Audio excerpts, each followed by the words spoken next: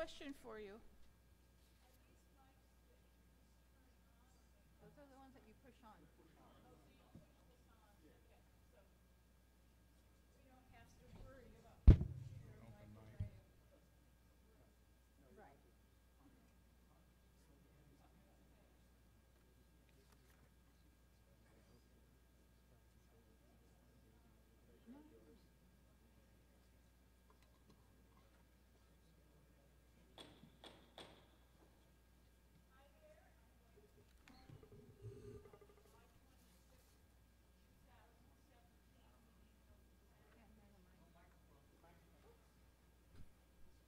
After I just said that, okay. We'll let Lynn get up here before we call it to order.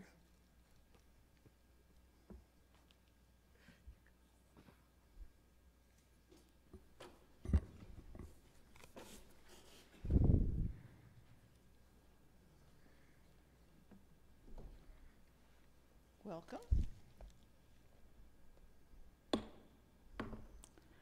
I'm calling the July 26, 2016 meeting of the Planning Commission to order. Can we have a roll call, please? Commissioners Donenfeld, Present. Hirschbein, Present. Hudson, Present. Lowe, Present. Middleton, Present. Vice Chair Kellerstein, Chair Wormick. Present. We have a quorum. Thank you. Can we have a report on the posting of the agenda, please? Yeah, good afternoon, Madam Chair and members of the Planning Commission. This hearing was posted on Thursday, July 20, 2017, and so this meeting was noticed and posted according to state law requirements. Thank you. In terms of the agenda, do we have an acceptance of the agenda, or does anyone need to move any items? Commissioner Hirschbein. Yes, I'd like to comment on the minutes from June 28th. Can I do that now? No, we're not at the consent calendar, but we will pull those minutes. Anybody else? And I had another poll. Okay. The request for the mural 1B. And I, okay. I will be abstaining. Please note my abstention on the minutes. Please note my abstention on the minutes of June 14th, 2017, since I was not present. And I'm going to pull item 1C. And I will be recusing myself on item 3C due to the fact that a principal of that organization has made a contribution to my city council campaign in excess of $250. Okay, this time is set aside for public comment, for the public to address the Planning Commission on the consent calendar and the non-public hearing items. Let me be very clear that every item on today's agenda is a non-public hearing item. So even if you are an applicant on any of the items on 1 or 3, this will be the time for you to come forward to address the commission, because you won't have an automatic time to address the commission when that item is called. Comments on the public hearing will be for 3 minutes. If anyone would like to address us, please tell us your name and which item you're addressing us on. Hi there.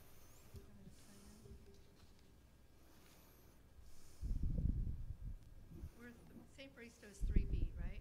Yes, and can you speak into the mic, please? Yes. Is it on? Okay. My name is Nancy Spear, and I'm the Homeowners Association Manager for St. Bristo Condo Owners Association. I've noticed a real change in the demographic of Palm Springs, especially over the last 10 years, and I think your general plan needs to reflect that. I read some statistics last night on crimereports.com, and just since July 1st of this year through the 25th, and using St. Bristo as the central address, there have been 187 incidents of crime, 37 violent, 126 property, 2 quality of life, and 22 911 or other.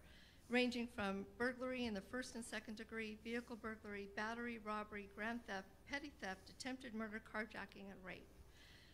The kind of crime that we've been seeing at St. Baristo is a direct reflection of the same kind of statistics that Crime Reports is presenting. Living in a downtown area comes with a price, and we have to be able to protect our residents and our property. We've had to try to, what I call, elevate our security measures, light it up, lock it up, look at it with cameras and security patrols, and now we need to limit access. If they have to take a couple of minutes to ponder how to get into the community, they'll probably change their mind. We've added lighting all over the property, you know, to the extent where they go upstairs into our cabana and they unscrew the light bulbs to make it be dark. And our security company goes upstairs and has to turn the light bulbs back on by screwing them back into the sockets. We've hired the patrols. We're now increasing the patrols to 8 times an hour, 8 times per night, so 1 per hour from the time of 10 to 6 o'clock in the morning. We've had to lock up the utility room doors on the buildings because they were using them for storage lockers. And we actually found a bag of knives and weapons and tools in one of those storage lockers. We have had to replace the pool gates repeatedly because they break them off. And even the spears at the top of the fencing, they try to hoist themselves up and break the spears off, and I've had to have them welded back on. We've added all kinds of signage. We've added 6 cameras to the property to deter them. Doesn't seem to matter. Just the other day, we had 4 chaise lounges, chaise cushions removed from the property, and a few days later, 2 tossed pillows, one of which was destroyed at the pool area, along with cigarette butts and trash and cans in the pool. And those cushions are custom made for the high-end community of St. Baristo, so that's $1,000 worth of loss to us right there, the pillows being $40 a piece on top of that. We have found bikes on the property that were stolen, and we have lost bikes from the property from homeowners. We've had cars getting broken into with windows smashed and people sleeping in the courtyards. We've found our fireplaces left on, so we've had to take the keys out of the fireplaces because they've left them on. They've actually figured out where the breaker system is to turn off the breakers to shut off all the pool equipment and the lights in the community. I could go on and on and on. I mean, we have, like I said, our approach is to elevate security. Light it up, lock it up, look around, and now we need to limit access. So we please request that you make an exception to the general plan and allow us to put in the gates. We realize that we are, going out onto 2 streets, which is why we used the Lugo entry to be the entrance and the Cahuilla to be the exit, because Lugo is not a busy street and Cahuilla is a busier street. So we go in Lugo and out Cahuilla. And that way, we at least, limit the traffic, we limit the access. I saw just 2 nights ago, a van pulled in, a whole van pulled in and parked, walked over to the pool gate. One person leans over, the other person climbs on the back, and they reach over and let themselves in. So we just need to feel safer. And these are security reports just from If the you last can, couple months. if you can give your security reports to staff, we've also pulled police reports, and they'll bring it to us when the item comes up. Okay, thank you. Thank you.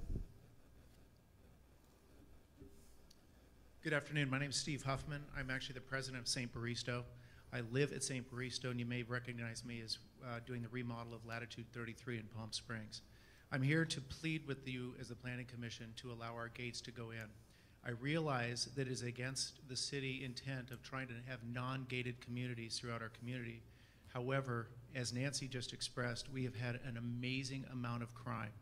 This month alone, our security kicked out 8 people at one time bathing and partying at 2 a.m. in our pool. We've already drained our spa 1 time or twice this month because we go out in the morning and there's brown foam. We've done everything we can, and we are spending thousands and thousands of dollars. Now, if you have been to St. Baristo, directly across the street is the Orchid Tree, and behind us is Caraquia.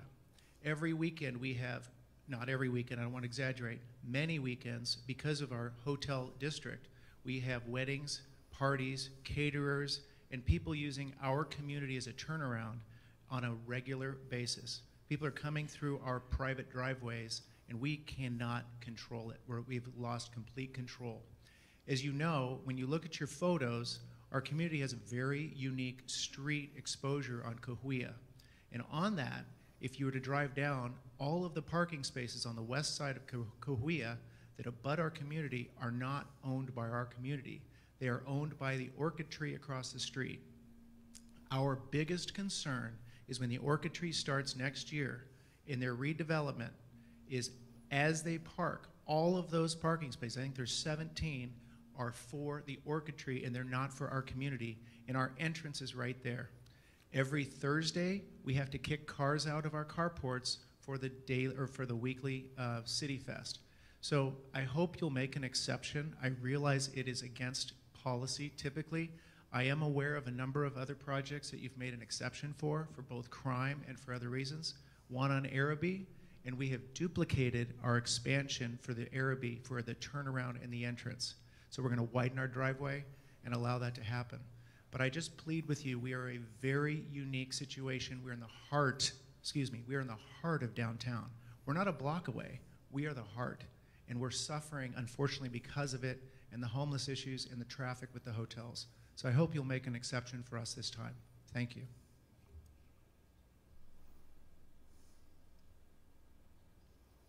Good afternoon, Madam Commissioner and Commissioners. My name is Stephen Clark. I live in Palm Springs. I'm sorry. Good afternoon, Commissioners. My name is Stephen Clark. I live in Palm Springs. I've lived here since 2008. I live in Warm Sands. I'd like to speak on item 3A, an application for 6 parking spaces in a vacant parcel of land at the corner of South Camino Real and Ramon. I live right next door to the property that is there now, and the applicants who are requesting to put 6 parking spaces in.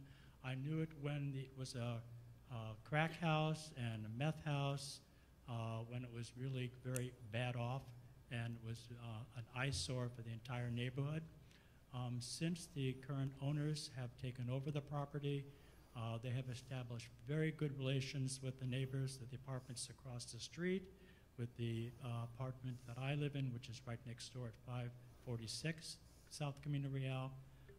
They are doing an excellent job in maintaining the property and keeping it as an improvement to the entire neighborhood right down there on South Camino Real. So I would urge you to approve their application for those parking spaces. It'll allow more parking, off-street parking for the people who stay there. Thank you very much.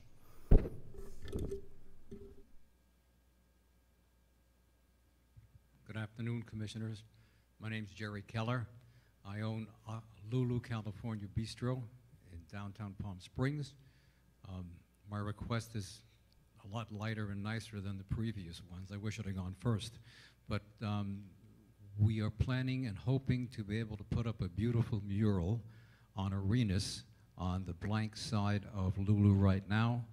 We've been to the Art Council and they've enthusiastically endorsed it. We've been back to the Architectural Council twice, and the second time we complied with everything they needed for them to enthusiastically endorse it. So I'm here to ask you folks to follow along and enthusiastically endorse it, or just endorse it. So thank you very much.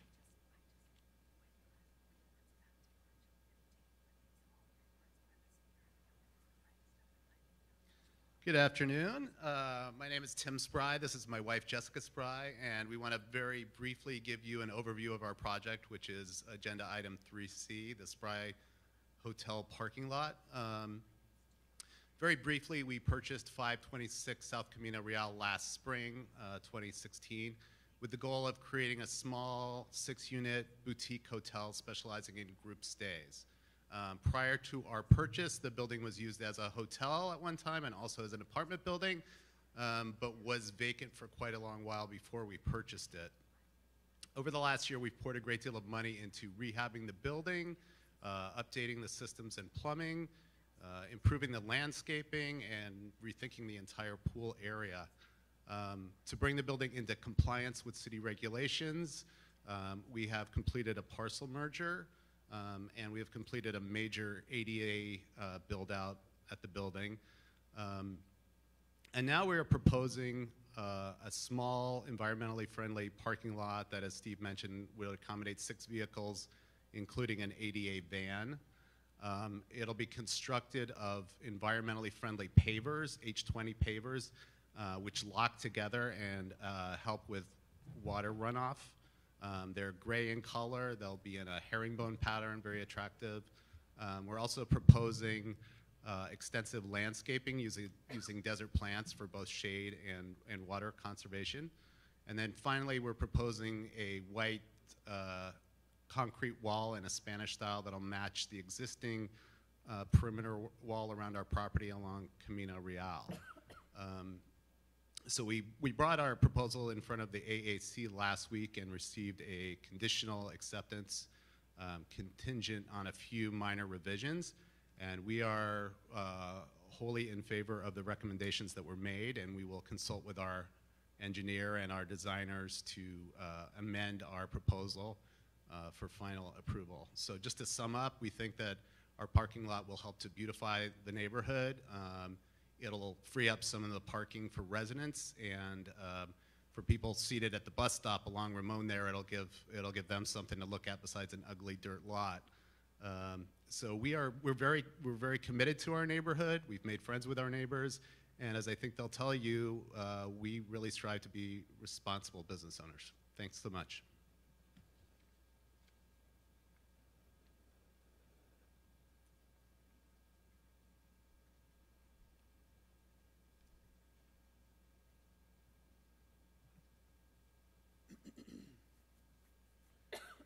Good afternoon, Commissioners. My name's Robert Bruggeman, and you may know me from other times that I stand at the podium. I own a business downtown called Cold Nose Warm Heart, and I'm not here to actually speak about something that's on today's agenda. What I'd like to do is I'd like to urge the Commissioners to reflect on something that happened that I watched from home at one of your previous meetings, which was the whole discussion about the signage program for Block C of the downtown development and the absurd discussion around the H&M logo. You may not know this, but I hold a degree in graphic design from Boston University, and throughout my career in retailing and visual merchandising and store design, logos are probably the single most important element of a retailer's communication with their audience. And they utilize those logos on their bags, on their buildings, on their credit cards, on all of their collateral to communicate an idea of what the store stands for. And I was a little bit appalled by the punitive and arbitrary and frankly petulant tone of the dialogue around that logo and that building. First of all, the conditions that you put on Block C are wildly divergent from what Block A and Block B look like, and I thought we were going for consistency in city codes and consistency in how buildings are treated. So I know that it's been moved to the council agenda for this evening, and I'd like all of you to reflect on the decision that was made and perhaps come tonight and urge the council to overturn that decision. The idea that you would not explore why H&M doesn't have a logo in that format, rather than just arbitrarily saying we'll get used to it if you want to be here in Palm Springs. As a retailer downtown, I've been struggling to explain why we have a dead mall in the middle of town for 10 years. I've been struggling to explain what's coming. People come in my shop, and a lot of them vacation here, and sometimes they feel like they picked the wrong place because our downtown isn't always so pleasant. And it's hard to make them smile and make them feel like they made the right choice. And these retailers, these national retailers, are going to bring more people and more sales tax revenue and more visitors. And why not welcome them with open arms? Why not open your mind to the idea that perhaps we should explore how their logo would fit appropriately onto the building? I'm not saying make it giant, but I'm saying give it to them in a format that is appropriate for their identity. That's all. Thank you.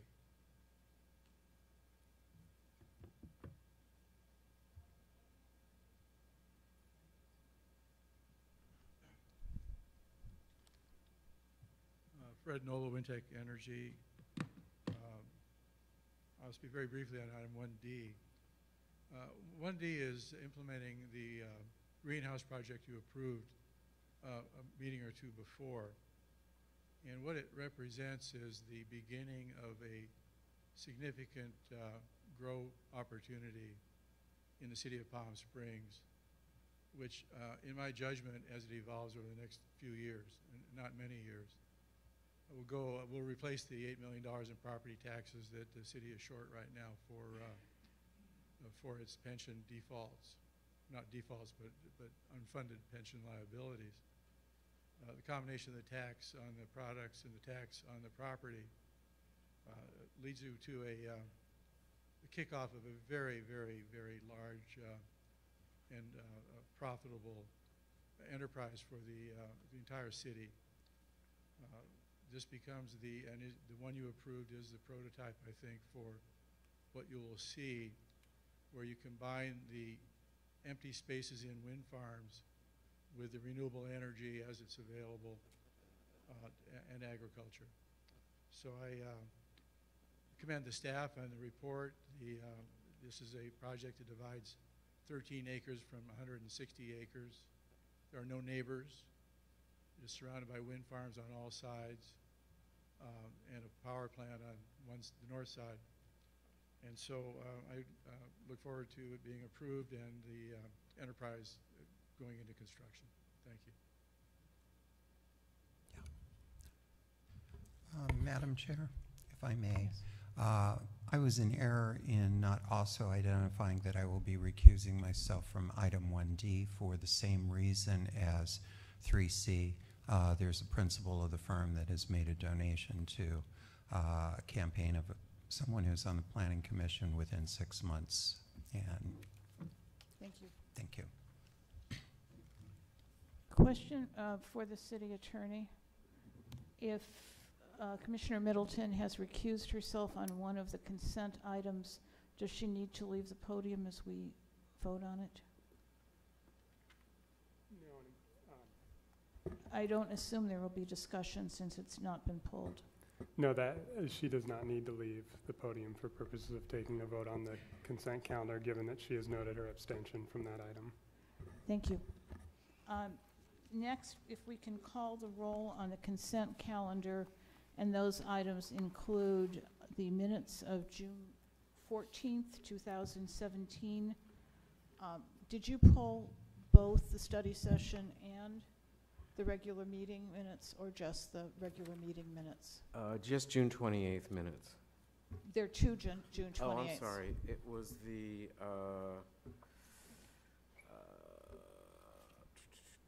it was the study session. Okay, so before us are the regular meeting minutes of June 24th and June 28th, and item 1D. Can you call the roll, please?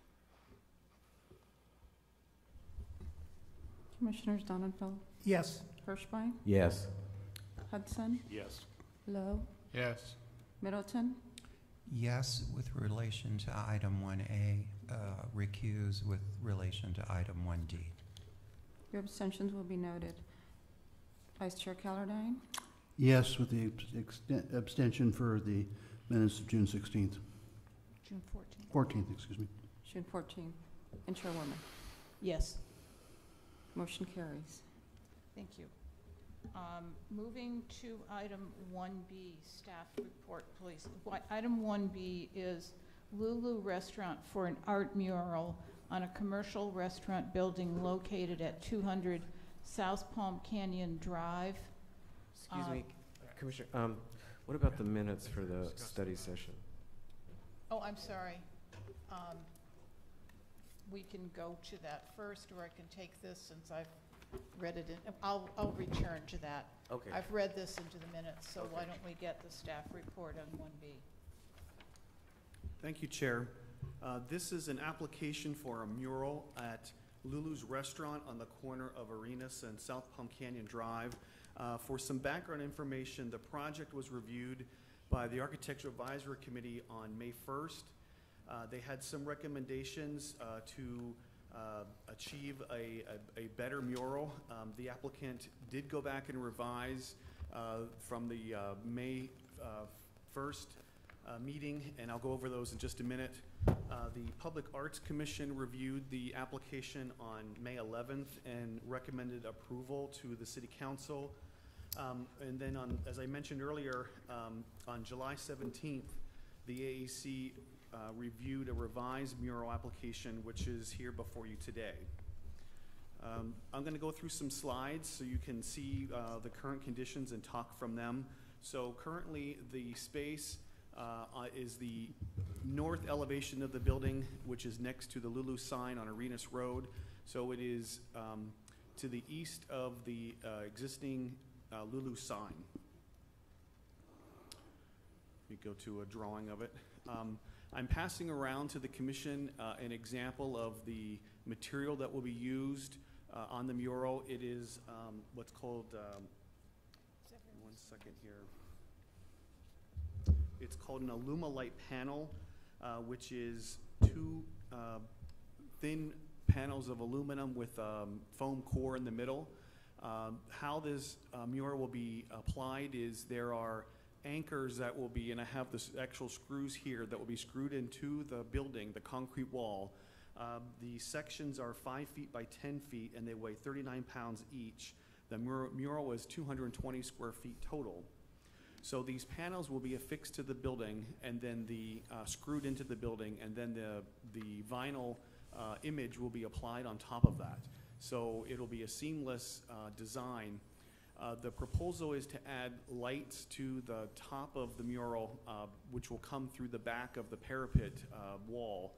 The AAC had some recommendations on finding an appropriate fixture. The one that is before you in your packet they felt was not in keeping with the design of the building, so they liked another design to come back either to staff or back to AAC. So this picture is, it's kind of hard to see. It's looking down from the parapet, the cars in the street, and then this is the back side of the parapet. There already is an existing conduit that runs along the back, so lighting can be added. So that concludes my report, Chair, and I'm here, and as the applicant talked briefly earlier, they're here also. I'm going to take questions for staff. I'm going to go along and start with Commissioner Callardine, and if there are questions, we'll go along the panel. I have two questions for staff. One, this is a very nice mural and very brightly colored. Have we thought at all about fading? Are the colors going to fade over time? Do we know? The good part about this is that it's on the north-facing wall, so it will not receive direct sunlight, in the evening or the afternoons. They do have a maintenance plan that was included in your packet, which discusses if there's fading or if they have to wash it or clean it. They're more than willing to do that. Plus, they will have to do a covenant. The code requires that they have a maintenance covenant saying that if something happens over the years, graffiti or whatever, the city has ability to go back and make them comply. I hope that works. I keep thinking about the saguaro, which was a lot bolder than when it was painted than it is today, those colors on that hotel. Just a question, and I don't have a firm opinion on this or anything, I noticed that we would be putting that on the second panel where the Lulu is on the first, and we can't see it on the slide there. There's actually 4 panels. Was there some consideration ever given to putting it in the third panel so that it would be kind of balanced around rather than having all of the artwork and signage at the west end of that building? That was not the application that was presented to us. Okay. Do any other commissioners have questions of staff? Yes, I do. Do we have a representation of the lighting that they are going to put on this mural instead of what's here? Not at this time. That may be a condition that you add to the approval that an appropriate light fixture be reviewed by the AAC or staff. The AAC was concerned about if you see the metal sconces on the side of the building, they wanted something that was more similar to that. Right. Okay, thank you. We're still at questions. Sure. The Public Arts Commission, was that vote unanimous to support this mural? My recollection that it was, I don't know off the top of my head. I apologize. All right, thank you. I have no questions. Does anyone at this point have questions of the applicant?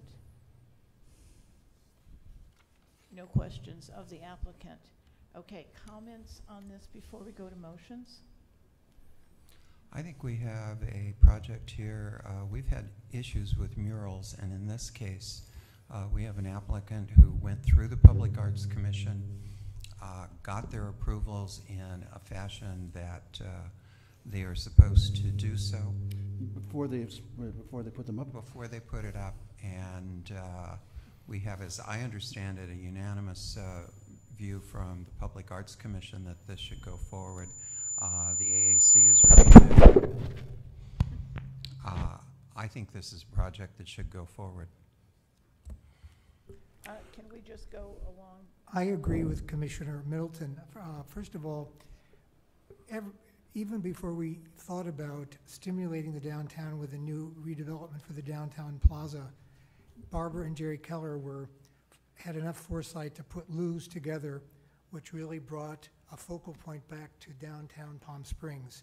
And if everyone has been by it at any point in time, whether it's the morning, afternoon, or the evening, it is a happening, jumping place which has really brought a sense of vitality back to the downtown. I think this just enhances the funness of Lulu's.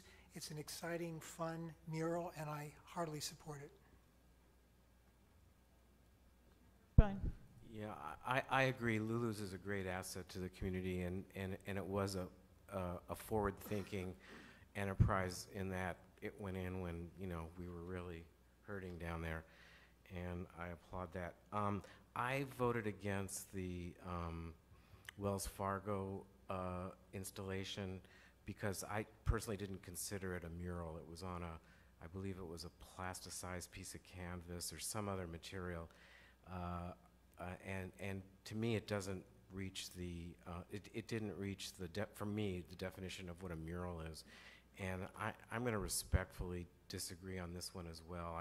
I think putting a panel up on a building, regardless of how it's fastened to the building, does not constitute a mural. To me, a mural is an original piece of artwork that's painted on a building, and unless I see something like that, I wouldn't vote for it. But I'm respectfully disagreeing. I like the applicant a lot. I go to his restaurant a lot, and I realize he's a very vital part of our community. It's just going against the definition of personally what I consider a mural to be. I think it's a lot of fun, and I'm going to be delighted. I move approval. I second. Can we just, what is the approval? Approve the staff recommendation. And does the And I staff- do think the condition that the lighting come back to at least the AAC is a good one. Would you accept a condition that it go back to staff? I don't Yes, think it needs staff to would- go back no, to staff would be- AAC. yeah. I think it'll make it quicker for Okay. the applicant, and this is I a great agree. project. I think staff is fine. And as a clarification, the mural can go up in advance of the lighting being approved? To the would have maker of no the pro- motion, is I that don't- yes? I would not make the lighting contingent on the installation of the mural. Eventually, they will light it, so when they light it, we'll deal with the lighting. And the seconder agrees with that? Yes. Will you call the roll, please? Commissioners Donenfeld, Yes. Hirschbein, No. Hudson, Yes. Lowe, Yes. Middleton, Yes.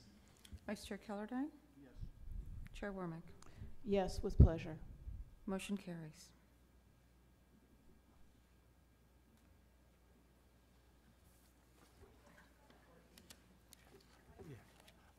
Madam Chair, Yes. would you want to go back to the minutes before we proceed to the next Yes. item on the agenda? Yes, I'm going backwards. All right, thanks. So it's the approval of the minutes of the study session of July 28th, 2017. Commissioner Hirschbein, you pulled the item.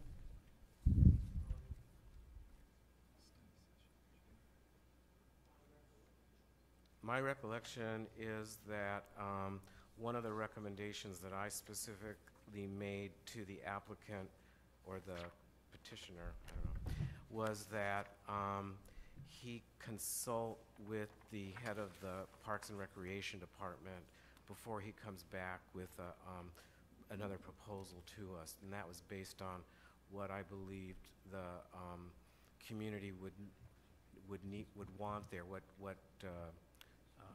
amenities the community would use at a greater rate. not knowing that myself and the applicant not knowing that either, I suggested that he do that, and I was hoping that was, well, I was expecting that to be one of the summarized recommendations on the minutes, and I'd like the minutes to reflect that. So you've made a motion, is there a second? To approve it Second. with that change? Yes. Madam Chair, if I may, could we please specify the item you're referring to? I don't know that I caught the actual agenda item and area of the minutes that you're seeking to revise. Oh, 1A, I think it is. Within the minutes? Well, it's not an agenda item, it's the last paragraph that says, Eric Taylor summarized the recommendations of the Planning Commissioner as follows. There's only one agenda item on it. Thank you. Perhaps I misspoke. I'm just trying to find the reference within the minutes that we're Okay, adjusting. yeah, it's right Thank at you. the end, the bullet points at the end. Will you call the roll, please? So the motion is by Hirschbein, and the second is Colordine. Commissioners Donenfeld? Yes. Hirschbein? Yes. Hudson? Yes. Lowe? Yes. Middleton? Yes. Vice Chair Callardine? Yes. Chair Wormick? Yes. Motion carries. Okay, item 1C, Mike Mendoza for a major architectural approval to construct a 3,374 square foot single-family residence on a major thoroughfare located at 2014 North Sunrise Way. I have a question of staff. We may not need the full staff report. That would be fine, so. My question was that when we saw in your conditions, in the Planning Commission conditions, you had nothing related to solar. And generally, we have at least a minimum condition that a building be pre-wired for solar in all of the Planning Commission conditions. I didn't see that there. Is that an oversight? Should it have been included? Yes, we will add that to the condition. You will add that? Yes. Is that deemed part of the motion, Stafford? So that will be part of the motion. I have a question. Yes. There's reference in the staff report to the roof-mounted enclosures for, I think, air conditioners and things like that. Could you expand a little bit on that, and do we have any standards that we're trying to apply here?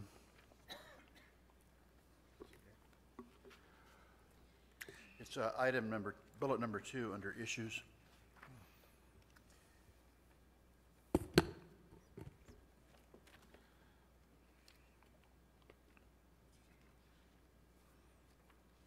The zoning code requires rooftop screening to be at least 6 inches above the equipment.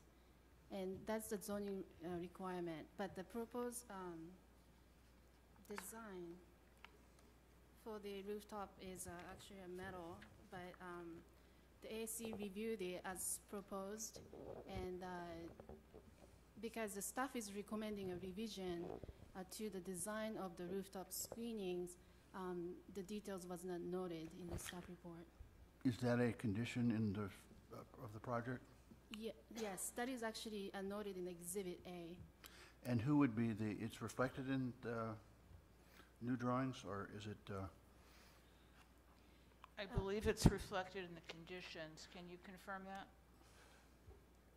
Yes, it is in the conditions of approval, and that will be part of your motion to become part of the condition. And even if it's not currently reflected on the revised drawing, when it will be submitted for construction drawings, we'll make sure that that condition will be satisfied to move forward.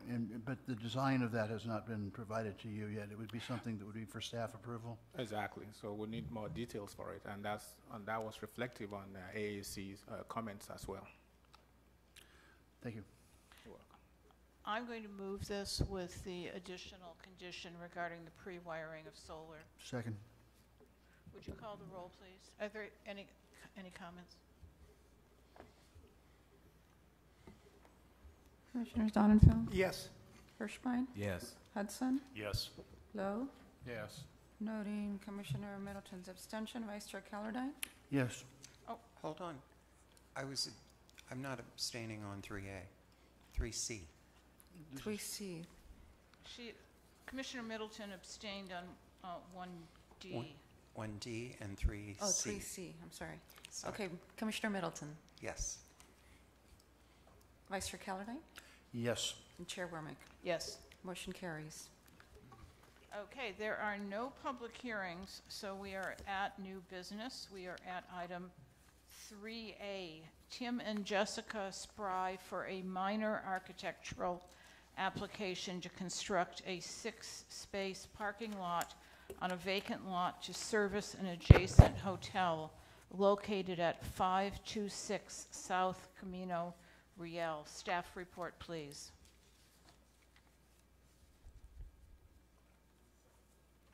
One second while we maneuver around the AV equipment here.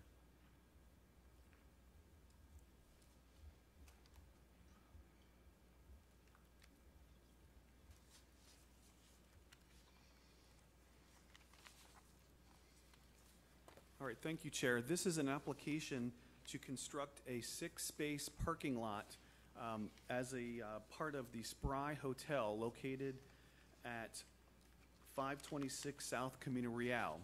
So the property is located at the corner of East Ramon Road and South Camino Real.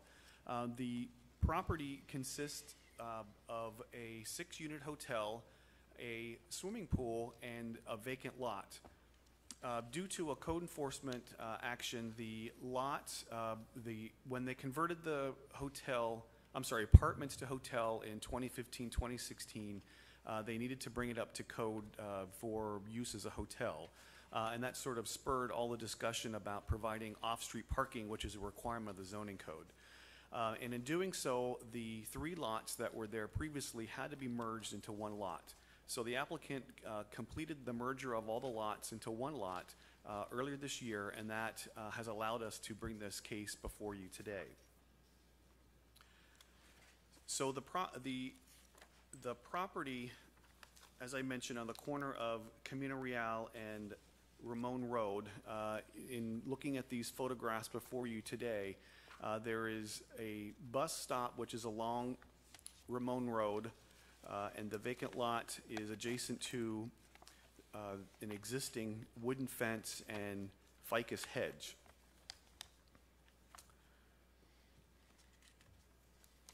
Give me 1 second. The lot currently is 7,841 square feet. There is some street dedication that is required if Ramon Road is ever widened. And the site plan that we're going to get to will reflect that street widening. This is a photograph of the current gate that is to the pool area and hotel. The city temporarily allowed them to operate the hotel if they provided a handicap parking space, and that is what is behind this gate currently. So when a guest that is handicapped needs to get to the space, they have a code to get in and they can access that space. This is an aerial photograph. This previously showed the 3 lots, the hotel, the pool, and the vacant lot. They've all been merged now into one parcel. In your packet, there is a parcel map, a grading sort of design that's before you. I'd like to point out in the bottom right corner, there's a detail of the parking lot, which includes stone blocks, and I have an example. Let me bring it up to you.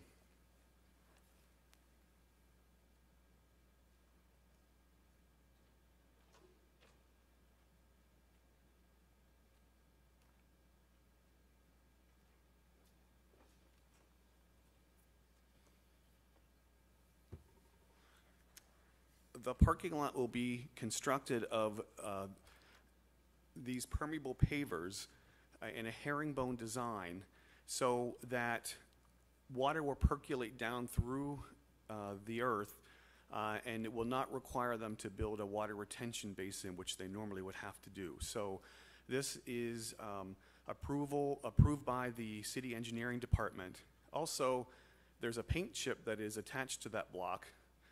The zoning code requires that they have to build at least a 4.5-foot tall wall to separate or to buffer and sort of hide the parking lot from the street. So there is a wall that's proposed. It'll be stuccoed and painted that white paint chip. That will match the existing wall that is around the hotel currently. So the parking lot is entry is 24 feet wide and is located 40 feet back from the corner, which is in regulations with the engineering department, and it meets their requirements of corner separation. They also are proposing a landscape plan, and at the AAC there were some changes requested for this project, and I'll go over those currently. So the AAC wanted to have a streetscape presented to them along East Ramon Road showing the proposed wall and the landscaping. Currently in the landscape plans before you, it shows some plantings along the street, a row of desert plants, and then behind the wall is a row of ficus. The AAC also requested that the parking lot be shifted to the south as much as possible to increase the area between the parking lot screen wall and the sidewalk along East Ramon Road. In discussing this requirement with our engineering department, the engineering department is satisfied with the location of the parking lot. It's something that we'll have to work with their engineer to see if the lot can actually be shifted depending on where the existing pool is. And they have currently some cabanas that are between the pool and the new parking lot that are already stationed to the ground. So there's not much room to move the parking lot, but we will look at that. As I mentioned, the AAC is requesting a revised landscape plan and plant legend. They felt that the plants presented are a little bit busy. They'd like it more simplified. Add a shade tree adjacent to the handicap parking space. Currently it's a palm. There's a plant that they felt could be find an alternative to the foothill sage, and then plant the ficus head on the outside of the parking lot wall and include the minimum palm tree heights on the legend, which is not there correctly.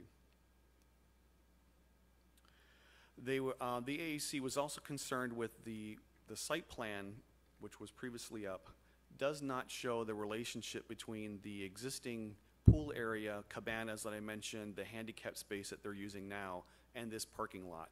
So they would like to have this all come back to a subcommittee of the AAC to review the relationship between all these different functions. The other item that came up for discussion was the lighting of the parking lot. And let me get to the parking lot lighting. In your packet, there is a photometric plan, and they're proposing to add 3 light poles at 18 feet tall. They're a shoebox design that focuses the light downward. In the AAC presentation, staff felt that this may not be an appropriate height of a pole because it's a residential neighborhood, that maybe the pole could be lowered and less lights at a lower lumens but still meet the requirement of the photometric plan. They're showing a 0.2, I think, and they can go down to a 0.1, so it is a little bit overlighted. And that's something the AAC would also like to review in the next round. So before you today, I know one more thing. There was a question from one of the commissioners about adding a sidewalk. The condition of approval along South Camino Real does include a sidewalk from the corner of Ramon Road, and it does extend the whole way down the Camino Real frontage. So I think engineering condition number 8 lists it under Camino Real and says the frontage, and I had to clarify that with them, that it is the entire frontage of this lot. So it goes from Ramon the whole way down to the bay parking of the neighbors to the south.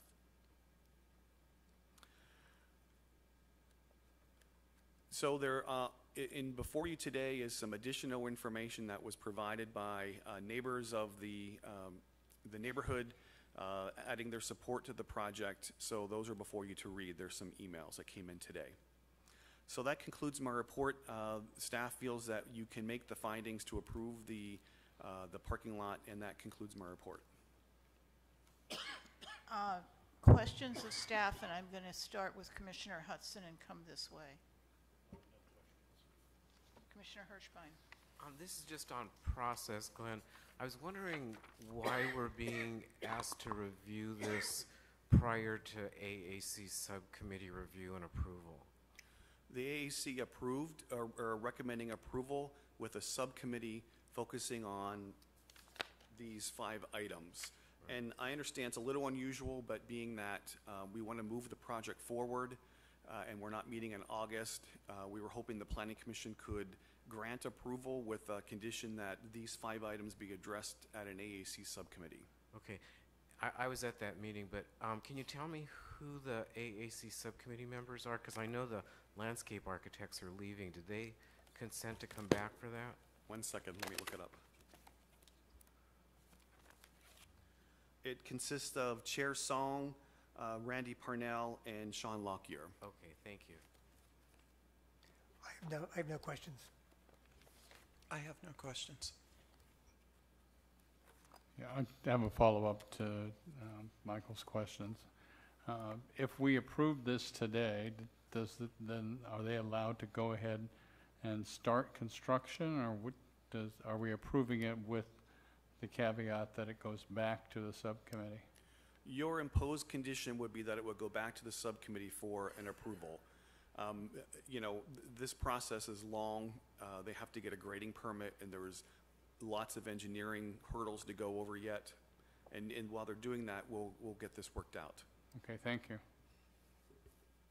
No questions. I have a couple. One is, and I've had an explanation, but for the city attorney and also for staff, this is an apartment conversion into a hotel. And I know that we have a new statute that requires an explanation of the people who are in tenancy and whether or not there's any remuneration required if they're going to leave. The staff report didn't include any explanations of that. For the city attorney, can you explain to me why the new statute doesn't apply to this?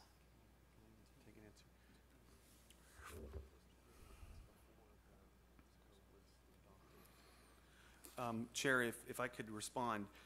This was, the business license for the operation of the hotel was in early 2016, which was before the adoption of the new ordinance relative to conversions of apartments to hotels. So it occurred before any of this, so they would not be required to meet those standards. Obviously, there's no one there now. It's been operating for almost a year as a hotel. So the other thing is the R2 zone allows conversions of apartments to hotels by right. What causes a conditional use permit or review by the Planning Commission is when they ask for more than 10% in kitchens. So that's when the Planning Commission would see that. But in this case,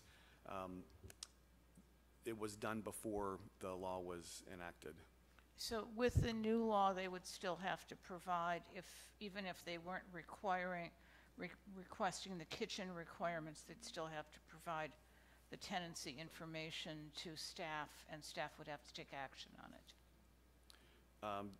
We'd have to review that. I can't give you an answer right now. I have the ordinance with me. And but for the city attorney, you do not believe that applies in this instance? That is correct. Thank you. Couple of questions about the conditions. I walked through the property. The applicants were kind enough to show me the entire property yesterday. And I wanted to make sure that as they push back the parking lot, that in part because this got approved without complete requirements, them being notified of complete requirements, I would not like them to be required to take up the concrete that they put down or the cabanas that they put in place. So can we condition this in such a way that the review would not require that, a demolition of the new work that they did. Yes, that is some of the constraints of where, if the parking lot could actually move or not. The AAC didn't have a full site plan showing where everything is relative to each other. So when we produce a site plan, the AAC may not need to implement that request. So we can add that as a condition that those remain in place. So if no one, Commissioner? Yeah, I looked at comments. this morning, and there's about 8 feet, I think, from the back of the cabana to that existing wall. So I think there is a little bit of wiggle room in there, but I wouldn't want to see the cabanas removed. That'd be the wrong thing to do. Other comments? I agree. I personally think that the parking lot is where it should be. I think that the hotel use of their grounds is more important to me than pushing the parking lot to the south. So I must respectfully disagree with the AAC on that one. I also agree that they should not have to move the parking lot. Commissioner Hirschbein? Yeah, I was at that meeting. Maybe I can just suggest why they were making that recommendation. It wasn't arbitrary. They're showing a ficus hedge along the wall that they're proposing on Ramon, and the comment from the landscape architects was there wasn't enough room for that ficus hedge.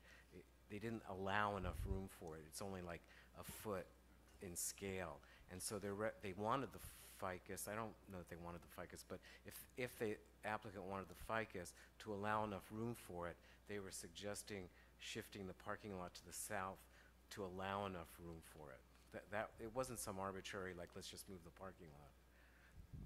And I would be for not requiring the removal of the cabanas, but if they do want to, there should be room for the ficus, and I would defer to the experts, the landscape architects, to make sure that that was happening. So we're looking at this. I'm assuming we have no questions for the applicant. I just had a comment, though. I went to the property today. It's a beautiful property. You guys do a great job. The gate was open, and I noticed the key was in the gate. And I looked around for somebody to give it to, but there wasn't anybody on property, so I just left it there.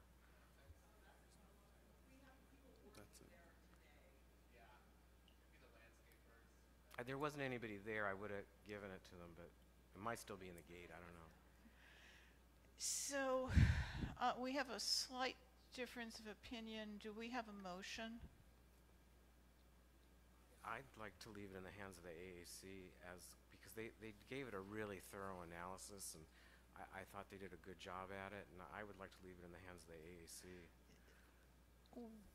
If you're making the motion with the condition that it not intrude into the cabana area. Yes, I would agree with that. So we have a motion. Do we have a second? I know I added that. We have a second from Commissioner Lowe. Will you call the roll? Oh, do you have comments?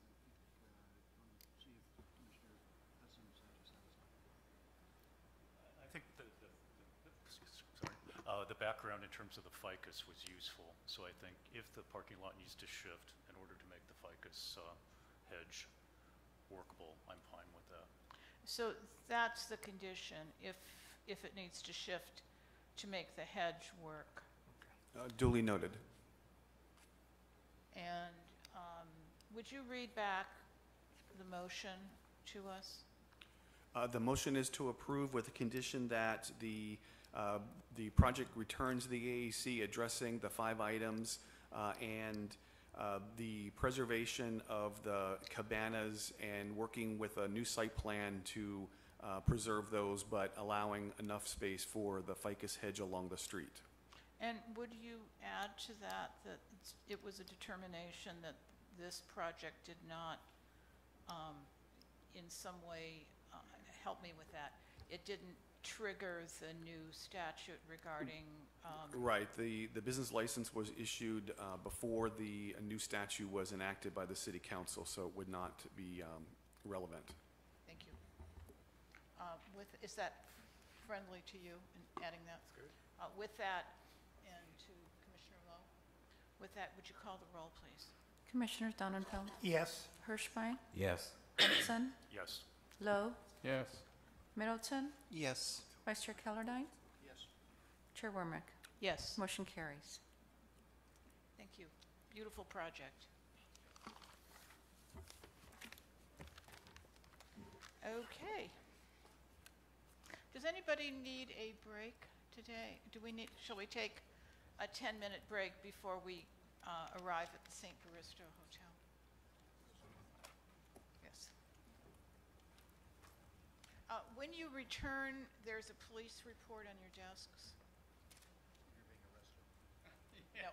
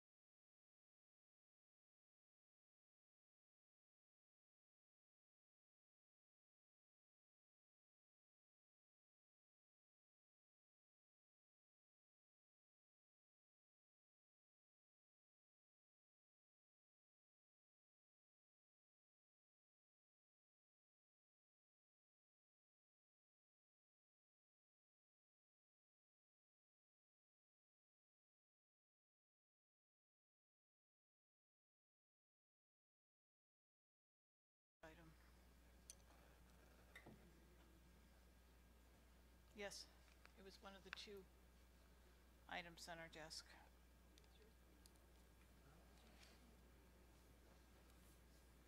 Mm-hmm.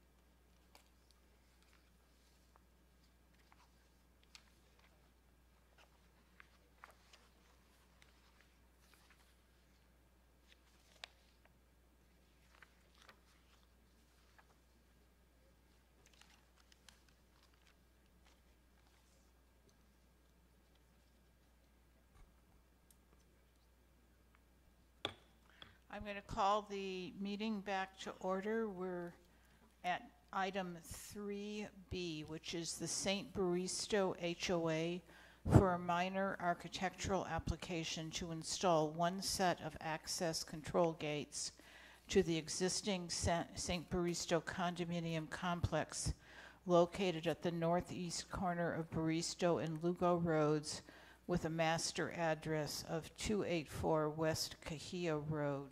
Staff report, please.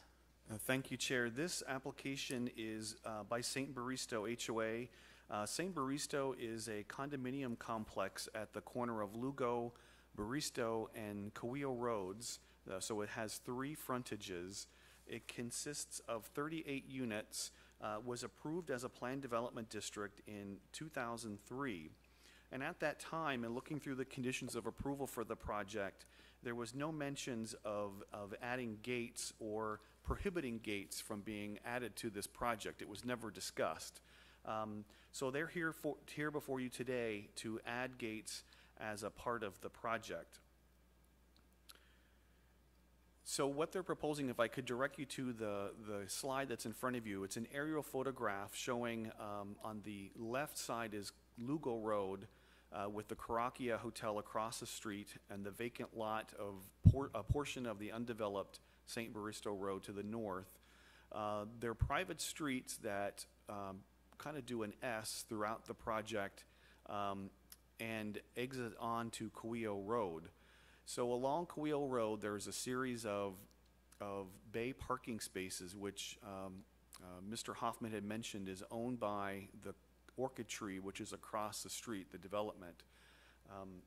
My pointer doesn't quite work this far away, so we'll have to just do it by description. Does that one work? No, it's too far away. Let me have this. So to describe the project, off of Lugo Road, the street width is 24 feet wide, which is wide enough for a 2-way entrance and exit into the property. They're proposing to add 1 gate and make this a 1-way into the project. So it would be I think it's a 20-foot wide gate with a pedestrian gate to get in and out of the complex. When this was first presented to the engineering department, you'll see like a little bulb out. They are required to add this bulb out to allow a car to do a 3-point turn. So if you pull into the entrance and you can't get in, to help prohibit from backing out onto Lugo Road, you could successfully do a 3-point turn. And I did take our planning vehicle out there and could maneuver it within the 24-foot, but by widening it out to 30, which they're agreed to do, it makes it more maneuverable. So on the Cahia side, it would be an exit only. It'd be similar gates. It would be 1 main gate and then a pedestrian gate out onto the street. This is a design of the gate. It's sort of Mediterranean-inspired look. 1 large gate that would open onto the open inside. These are some photographs of the current conditions. This is the bay parking across the street from the Orchid Tree along Cahia. This is the exit onto Cahia. You can see that it's fairly constrained with two buildings on both sides, so there's not much room to add any kind of additional width. This is also the Kauai side, and also Kauai with the orchid tree on the right. So one thing that's not on here is a picture of the Lugo side, but that is in your packet for you to review. So staff is recommending denial of the project. The general plan has specifics on reviewing gated communities. One of the goals of the specific plan within the community design element is that walls and fences, the goal states that it's to ensure that appealing and attractive walls and fencing add to the visual quality of the city's streetscape, and a policy is that it prohibits gated community entries and perimeter walls around entire neighborhoods. So that is the reason why staff is recommending denial, is that the project is in conflict with this general plan goals and policies. I would mention that the Planning Commission has approved gates at other communities. Most recently, 64th, the Riv, was a condominium community that the Planning Commission approved gates. Obviously, this is a smaller community in a different neighborhood, and the Planning Commission would need to determine if the denial is in line with your views. So as I mentioned, there's no resolution before you other than a denial resolution. There's no conditions of approval because we're recommending denial.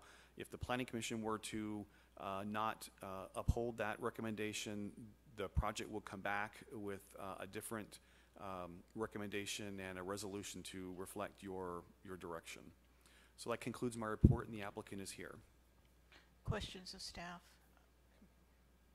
Commissioner Callardine, and then we'll go along this way. Glenn, can you explain to me how this three-point turn would work? Do you have to back up first, or do you go forward and then turn around? As I can't quite, we don't have any drawings of how it would actually be implemented. And would you be, if there was a car behind you waiting to get in, would that be blocked until you could back up and do this turn? Glenn, could you put the slide back up and then show people on the slide in front of us? So in your packet, there is an actual three-point turn diagram. So if you were to pull in to, and it actually lists it as 3-point at front entrance gate. Where is it, Jim? So if you pull in and can't get in at the box, you can pull forward a little bit, then back to the side of the driveway, and then back out onto Lugo. You're driving forward, though, onto Lugo. Driving forward a little bit, which and is then really the wrong way at that point, if it's a one-way street. Right, it's a one-way entrance in. It's wide enough for two-way, but you'd be turning around in a one-way entrance. You're correct. And if somebody were to be behind you, as they mentioned in their presentation earlier, Lugo Road is not as busy of a road as Kauai, so that's why they've picked this entrance. Kauai comes as a straight shot from downtown, where Lugo doesn't go the whole way to downtown, so the traffic is less. Yeah, I'm just a little concerned about this design. There may not be anything else we can do because of I've been stuck in those chains of backups behind the gate, waiting for somebody to figure out how to get through the gate or get turned around. But right, if this was a new development, obviously it'd be much wider. There'd be a big turnaround. There'd be a U-shaped curve. Okay, thank you. Commissioner Lowe? Yeah, am I understanding it correctly? There actually are two entrances to this complex, and they're only asking for a gate on one of the two? There's two entrances currently. They're wishing to make one entrance off of Lugo an entrance, and the entrance off of Kauai the exit. So two gates. So they're asking for 2 separate gates? Yes. Okay, thank you. Anyone else for questions of staff? I just have one question. With respect to emergency vehicle access, how do they plan to allow access with the gates? There would be a Knox box that would be a condition of As approval. we've seen before? Yes. And I assume when this project was originally approved, I'm sure it was approved with the understanding, because I drove through it, and then when you get into the project, the roads seem awfully narrow to me.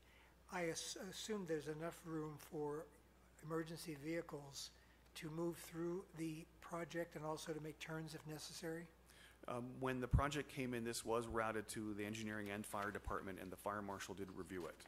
Okay. That specific So I comment would did assume not it come up. wouldn't have been approved if it had not met those requirements.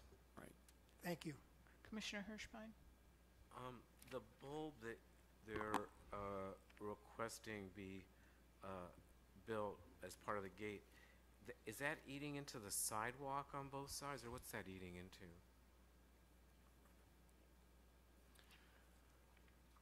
I don't think there's sidewalks in the, are there sidewalks in the no, there's no sidewalks in the development, just curb and planters. So it's eating into the planter area then? The bulb out would be into the planter area, yes. That may be a question for the applicant Okay. who's here, and Okay, that's if all right. we could call the applicant up and let them answer that question. Thank you. Thank you. Our streets are currently pavers, the concrete pavers, and on each side is a curb that just is a ramped up curb. And so we're planning to actually dig in. We have about a 4 feet, probably 5 feet on each side, which is just plants. We are going to widen that and dig into the planters, so there is no sidewalk. And then the other question I had, and this probably Thank staff, you. You can. is We're still at staff questions. has to do with the adjacent empty parcel. I recollect that several years ago at AAC, we were asked to review a new development. Does the, and I think it was approved, and I don't know if it ever went to Planning Commission or what the entitlements currently are, but does what's proposed for that development tie into the road system here, and then it would be part of the, this gated community? Or does it have its separate entrance? No, it would, if you remember, the Planning Commission reviewed a proposal several years ago that, did it get final approval? It was withdrawn by the developer. Yes, yeah, there were some issues between the applicant and one of the neighbors at the time. The applicant and the what, I'm sorry? One of the neighbors and then the applicant had some unresolved issues, and there was some, if you recall, the architecture of that proposed project was significantly different than the existing, and the AAC at the time wanted some consistency. So in the end, the applicant decided to withdraw the application. Okay, so the reason I'm asking is planner Glenn said that if it was a new development, there would be a more generous turnaround space at Lugo, and if the empty lot area is being proposed to tie in the road system and use this gate as an entrance for the new development sometime in the future, would we be able to condition approval, if we so approve this project, that the gated entrance be looked at again to provide a more open configuration there that would allow a U-turn instead of a backup situation?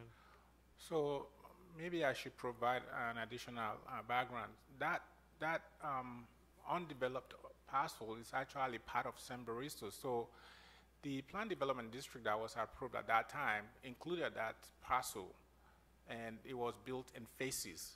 But the application that was brought before you, I think about 2-3 years ago, the reason why it wasn't moved forward was that he wanted something different than what would have been built had the whole development taken place. So that would be contingent on two issues. Number one, if they were to come back and have a different proposal, yes, we can accommodate that condition. However, should they decide to move forward with what was originally approved as part of the overall planned development district, that could be a challenge. Okay, unless the time for the entitlements is expired. That is true because we had a final, and of course that could be subject to the opinion of the city attorney. However, on top of my head, I will agree with you that that entitlement may have elapsed. Okay, and could we make that a condition, if we decide we want to approve the gates, could we make that a condition of approval of this gate, or would we just have to wait until the new development comes in? I will let the city attorney handle that. That would be a condition that would be applied prospectively to any new discretionary application that comes on file with respect to the vacant parcel. So I didn't get your answer. The answer is that condition could be imposed when there's a subsequent application, not on this application. Not at this time. That's correct. Okay, thank you. Commissioner Hudson? Glenn, do we have any exhibits other than this one of what the gate is going to look like, the proposed gates? No, that's what was submitted. Okay, and I'm just, is the intent that this be, I'm reading into it, I guess, but this be open? In other words, it's not a solid panel gate, it's pickets and decorative scroll work that one would be able to see through, is that correct? My understanding, it's wrought iron, right, yes. Okay, thank you. Commissioner Middleton had asked. Yeah, I have a question for staff. These are private streets, as I understand them. They are private, yes. So whether they are gated or not gated, what legal right does the homeowners association have to restrict access to those streets?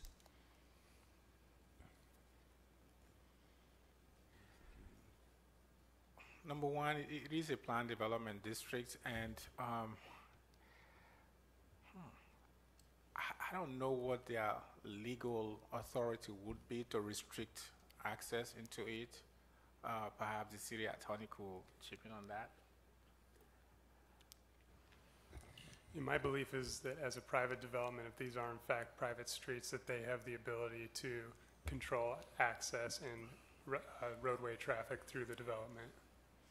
So they do have the ability to post signage restricting unauthorized access and ask for police assistance of someone who comes on that property? Yes. Okay, thank you. Commissioner Callardine, and then I have a question. Okay, during the earlier public hearing, during public comment, there was a reference to an Araby development where we have these types of gates. Do you know what that development would be? There was a proposal to gate one entrance exit on a development. I don't know the name of it off the top of my head. It's below Pintora, across the street from Luminaire, next to Copacabana. That they've gated. They had some vagrant issues and problems and trespassers, and the city engineer let them gate one entrance exit. Oh, so that one's okay. That didn't come through us, correct? It did not. I'm not quite sure why, but it did not. Right, it didn't. This is, can I just, oh, I'm sorry. Well, if you want to follow up on that topic, I've got a couple more questions. I'm just curious, is this coming to us as a modification of the planned development district? Is that what we are doing? It's before you as a minor architectural of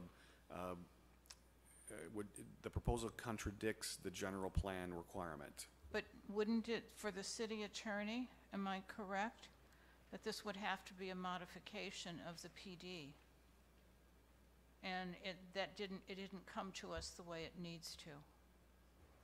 Yeah, it has been packaged as a standalone architectural review. It is possible that we could look back at the original PDD and assess whether or not it would be more appropriately framed as a modification of that underlying entitlement. That analysis has not been conducted at this point, however. I had one more question, but Go ahead. If you go ahead, I can. It has to do with the police report that I requested for the commission, and that police report indicates that they've had no crime events. Am I correct? planning staff contacted the Officer De La Rosa, who's a criminal analyst with the police department. Normally when we can request a call for services from the PD, and sometimes it comes in a table format. I received the email this morning from the officer and describing that the master address did not have crime events associated with that address.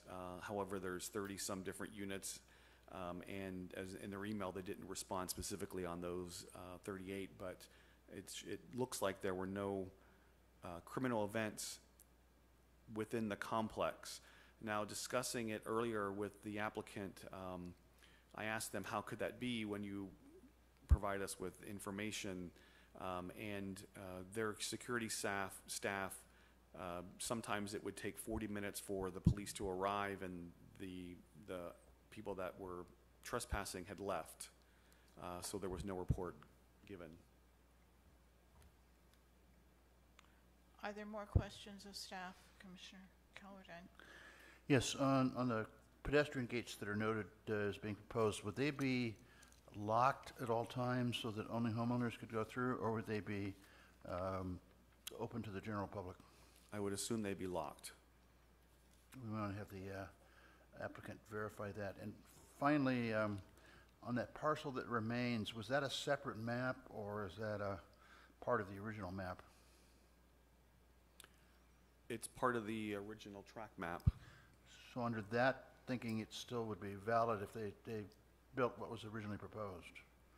Is that my understanding is correct?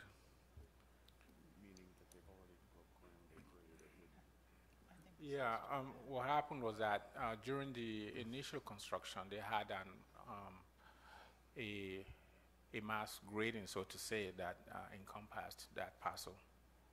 Okay.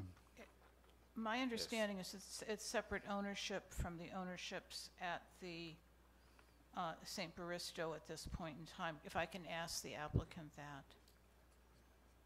The vacant lot is specifically phase 3 of our entire community, and they got caught by the recession, so they stopped all construction. If you look closely at the photograph, there is actually a road that is in that dirt lot. It's hard to see, but the road and the curbs are already installed in preparation. From what I understand, the developer is planning to start construction next spring, as in January or February, to complete the project in the same fashion and design as St. Baristo is today. But he Spanish, and from what we're told by him is it's already grandfathered in because it was already an approved map from way back when. That's what we're told. He did not go through with the modern design that he was trying, so he's going to go with the St. Baristo with some slight modifications is the current plan. And so the discussion about a turnaround is just impossible because there's buildings on the other side as well that they would run into, and you have to have so much space. I mean, we're a downtown, we're not a huge parcel. So I don't think the full turnaround with a circular driveway, and that developer, they're not part of our homeowners association as of this time because they have not annexed that third phase because it hasn't been constructed, but they have the right in our CCNRs to annex upon completion. Do they still control your homeowners association, or have you passed that hurdle? Oh, we've clearly passed it, yes. The developer has just their homeowners. I think they have 3 remaining condos as rentals, but they are not a part of this application. They're just homeowners, just like the rest of us. And can I add further comment regarding the crime, or you? Can I ask you a question? If you Please. could comment about the police report that we've gotten and crime. We as homeowners in downtown are constantly experiencing crime. And my car has been broken into, bikes stolen, all the rest. I don't know how you all feel, but when a bike is stolen and calling the police, I think it's a waste of time other than just to log it in because it's gone. Same thing with my car broken into, other cars broken into. We don't call the police and scurrying away the homeless out of your pool in the middle of the night at 2 o'clock, that's why we are now up to 8 times a night for security. We can't get enough security to keep these people out of our pool. So if you had them jumping in your own pools you'd be very sympathetic, where we're draining water and dealing with just cigarette butts, cans in the pool. I mean, in this last month, it's been unbelievable. The transient, we are downtown. We've got Thursday you. festivals. I mean, if you've driven our location, we're not in some deserted street. You've And, answered our question. Thank you. Thank you. No, we haven't asked you to come up. Thank you.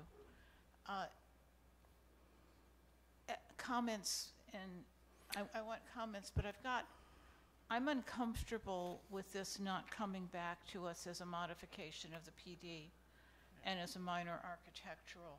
And I don't know if anybody else agrees with me, but I think if we have PDs and we change land use, I think it has to come back in that fashion.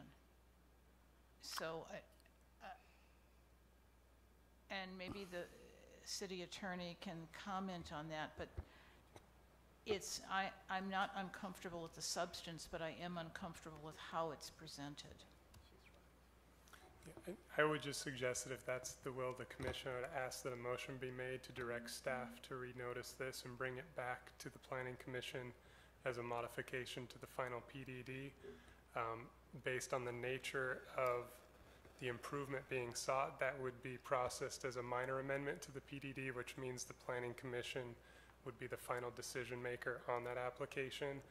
Nevertheless, that would be brought back as a public hearing item. I'm going to make that motion. I think it might, as we're dealing with this, it might be useful, though, to people to comment on the request itself so that the applicants can get and the staff can get a sense of the commission on the request for gates. So I'm going to start the responses with Commissioner Hudson, and we'll go along. Thank you, Chair.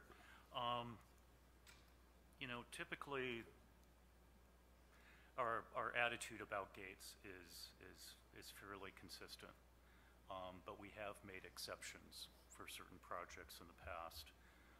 Listening to the homeowners group representatives, I can understand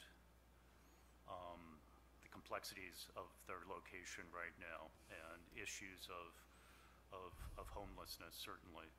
So I've been thinking about this for quite a bit, and I think that I could personally support the gates in this instance, just because of the volume of homeless persons in that neighborhood, in that area of the city. Typically, I'm against gates, but with some of the firsthand account that we've heard today, I could support the gates. Commissioner Hirschbein? I'll defer my comments. I also can support the gates as an exception to our rule. I know this area quite well. I used to have a condo at Potencio and Baristo. It is downtown.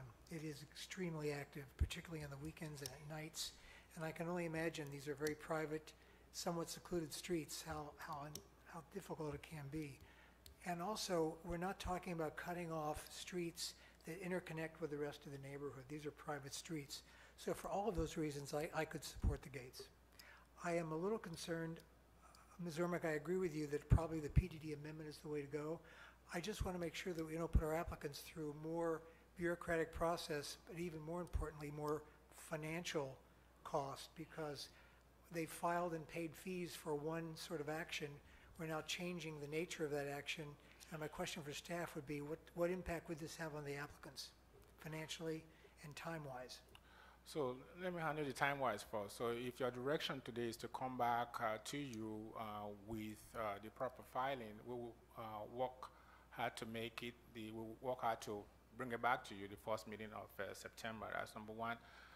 Number two, I will meet with the assistant city manager to discuss the matter with him, and I will get back with the applicant as far as filing fees and notification fees are concerned. So I'm not at a pay grade to make that decision at this time, but I can again have that discussion with the assistant city manager and then get back with the applicant. I would just urge you, Edward, when you do have these conversations, to favor the applicant on this one, because I would hate to see them be out financially for more money when they were led to believe that this was the approach that was appropriate for the commission. Understood. Thank you. You're welcome. This is a struggle on this one because I thoroughly understand what the applicants are going through and the difficulty that's associated. We've said no to gates on many occasions. Every time we say yes, we get more applications come in that frequently don't match the kind of conditions that we did use to approve. But I think both Commissioner Hudson and Commissioner Donenfeld make a very good argument that these are private streets. They do not interact with the balance of the community, and they certainly do not block any public street or what would ever be any public street. So I am open to an exception here. What I will say, though, is the impact of gates on these kinds of issues and are not always as strong as many people believe they will be. I last week spent a day on homeless patrol with Palm Springs Police Department. Our first stop at 7 in the morning was in a very gated, very closed community where the swimming pool was also gated, but there was still an individual who was transient who had no legal right to be in that facility, who had found her way into it and was bathing in the homeowner's swimming pool. So I hope that in carving an exception that we are able to reduce the incidence of issues in the community, and I wish I could say I thought that they would eliminate them, but based on experience, I don't have that confidence. Yeah, I think we specifically should state that this Planning Commission's position that the applicant should not be penalized for having to refile and pay for additional fees. That's totally unfair to the applicant. I unfortunately have the same issue on gated communities. I own a condo that's in a gated community, and in the last 2 weeks we've had pool equipment stolen twice, and so gates don't provide the 100% protection that one might think. So now, will it slow it down? I don't know. I wish you luck. I hope it does. Yes, I think I was the author on the General Plan Steering Committee of the language which helps ban gates that's in the general plan. I think we always envisioned, and somehow it fell through the cracks, that there would be a process for allowing gates in special conditions where they were merited. And I think as we go through hopefully the next general plan amendment process or clean up the zoning ordinance, either one, will specify those. But we've talked about them in the past on this commission, and that would be where there's some special non-generalized condition that would apply to the project, such as where you have a parking shortage that would cause the public to want to park in their community. If we had the documentation of it, and it's a little confusing at the moment, we could also accept crime, but I think in this particular case we have a clearly documented parking shortage in the area that would cause members of the public to do that. And I'd like to make that as a finding in whatever ordinance we ultimately pass. Now, in getting to the question of what type, should we refile this as a PD amendment? I think I'm with Commissioner Donenfeld on that I don't think we need to go through that trial and travail. It's just a question of doing. I'm supporting it. I just want to make sure that the applicants aren't penalized in any way, but I think it's the cleanest way to do it. it maybe raise the issue of the general plan conflict anymore, because we have to make an explicit finding on a PD amendment that is consistent with the general plan. That's why I'm a little concerned there. Whereas it's just an application for a gate, I don't know if we have to go through all that folder also. It might be cleaner. But if the rest of the commission wants to go through that process, I'm going to make that motion, and I'm going to ask staff to make findings when this, the motion is that this come back to us as a general plan amendment. is it general plan or amendment? Or, I'm not general plan, it comes back to, I'm sorry. It comes back to us as a plan development district amendment. You've had a sense of the commission that we would be recommending approval, but I would like to see findings. And I think they have to do with parking and crime.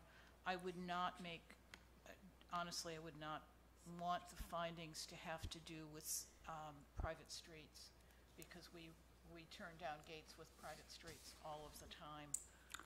But I think you've got the very urban condition, the reported crime, and the definite parking shortage in the area.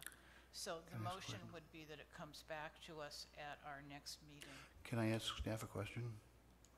If we make the action into a general plan, or excuse me, a PD amendment, a PDD amendment, are there any other technical studies that's going to trigger that could be time-consuming or expensive?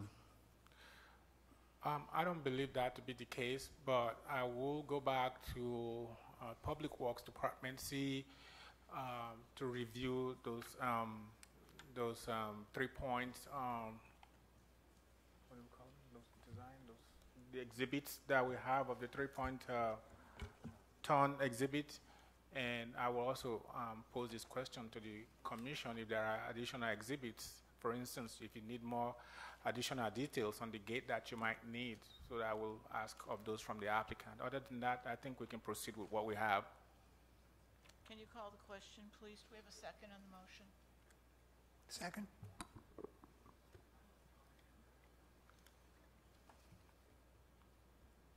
Commissioners Donenfeld? Yes.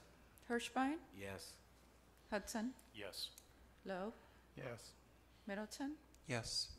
Vice Chair Callardine? On balance, yes. Chair Warmick? Yes. Motion carries.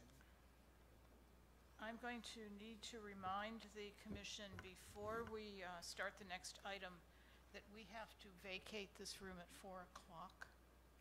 So we have approximately 40 minutes to wrap up the next item and any staff discussion. But we won't be able to extend. Yes, please. And before we move on to the next item, which I will be recusing myself from, I would like to ask the city attorney to clarify my presence on the dais during item 1D and the reason for stepping away from the dais on this item. Yeah, as to item 1D, I had opined that because there's a matter on consent calendar and you had indicated your abstention on the record, that you need not step away from the dais in light of the fact that it would cause further disruption of an otherwise simple vote and consideration of those consent calendar items. However, with respect to this particular item, I would kindly ask that you step away from the dais. Thank you. Bye-bye. Miss American Pie. Okay, item 3C. Glenwood Management Group, LLC, for a major architectural approval to construct a 17-unit apartment complex on a 1.08-acre undeveloped parcel located at 2150 North Janjero, I'm not sure I'm pronouncing that correctly, Road. Staff report, please. Thank you, Madam Chair and members of the Planning Commission. So the location will be at 2150 North Zanjero Road. It is zoned R2, and the general plan designation is medium density residential. So what you have before you this afternoon is a major architectural application, and it is for the development of a 17-unit apartment complex So looking at the site plan, you notice that there are 3 distinct buildings that will consist of the 17 units. So those 3 structures are designated as the S building, the N building. S stands for the southern building, and the east building and the northern building. So each of those buildings will consist of the 2 units, 2 bedrooms and 3 bedrooms apartments. In the staff report, I have noted that this item went before the AAC first on January 17, 2017. And at that time, the site layout was significantly different than what you have before you this afternoon. But the AAC worked diligently with the applicant and gave him a series of recommendations on how the site plan could be improved and make the project even more successful. So at that meeting, the applicant had to, in order to accommodate all those changes recommended by the AAC, the applicant also had to acquire additional property and had to negotiate with DWA so that the property to the west of the site could be added to this undeveloped parcel. It took him a while, but he succeeded in doing that, and hence we have this site layout today. The original site plan called for main access through Indian Canyon, and that was a significant concern to staff, noting that Indian Canyon is a major thoroughfare. But what you have before you today is a significant change, which is consistent with what staff had recommended. So the main entrance into the development will now be off of Zanjero. Currently, Zanjero is not developed, it's not paved. The applicant will be undertaking that project, will be responsible for developing that portion of the site. And you also have 2 main access into the property as opposed to 1 that was off of Indian. And so you have 2 driveways, parking areas in front of the site. And also, I want to add that one of the main concerns that the AAC had with the original site layout had to do with the location of the amenities. They were previously located adjacent to North Indian Canyon. For the reasons of security and noise, AAC did not like that. That recommendation was given to the applicant, and they also worked with the AAC in making sure that the amenities and recreation areas were removed from that area and relocated to the central portion of the site. As I mentioned earlier, the site is zone R2, and the general plan designation is medium density residential. So in terms of density, it is consistent with the general plan, and in terms of development standards, such as the height, the setbacks, and the separation between buildings, this proposal is consistent with all those zoning regulations and zoning requirements and development standards also. When it went back to the AAC, this last time around, they had some recommendations and additional comments, and according to the chair, those comments were intended to improve upon a project that they thought was good, but one of those recommendations was for the applicant to consider having individual entries into the east building. That is the building that is adjacent to Indian Kenya, to have individual entrance. The applicant has done that, so the site plan that is in your package may be slightly different, but what I'm showing you on this slide now is a revised plan, it's a revised site plan that has addressed those comments from the AAC. Also, they had some questions and some recommendations and comments, really, on the landscaping. The applicant has also done that. I received those revised landscaping on last Tuesday, and he has also addressed those concerns. And they have to do mostly with the location of plants along Indian Canyon, and also the plants on the side and the the hedges that separates the parking area and the recreation area, and then the main entrance into the units S and N. This location, this project is an infill after after we conducted an initial study. It is concluded that this meets the definition and the requirements of an infill project. It met all the 5 findings, and as a result, staff is recommending approval of this project. And as I mentioned earlier, it is a major architectural application. It is not a public hearing item, but at the desire of the commission, you may call the applicant if you have additional questions. But other than that, staff is recommending approval for this project. That will conclude my report. I'm available for your questions. Thank you. Questions of staff? Let's start at, we'll start at the end. So Commissioner Donenfeld, you have none. Commissioner Hirschbein? Are we going to get to ask the applicant? Yes, but we'll always go through questions of staff first. I'm just asking that. Okay. Yes, yes, Then we'll go. I'll reserve my questions. I just have one question for Edward. Edward, when the AEC reviewed this, and obviously they did a very thorough review, was there any thought given to facilitating or in some way accessorizing the window so that we'd have more shade structures? The windows seem awfully exposed.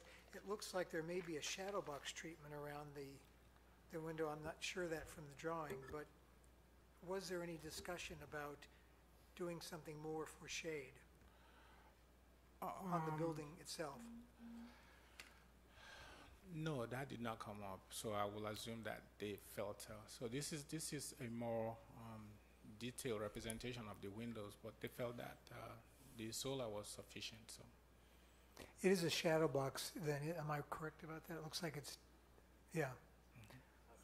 Upstairs. Thank you. You're welcome. Are there any other questions of staff? Commissioner Hirsch? Sorry, Commissioner Whoever you are.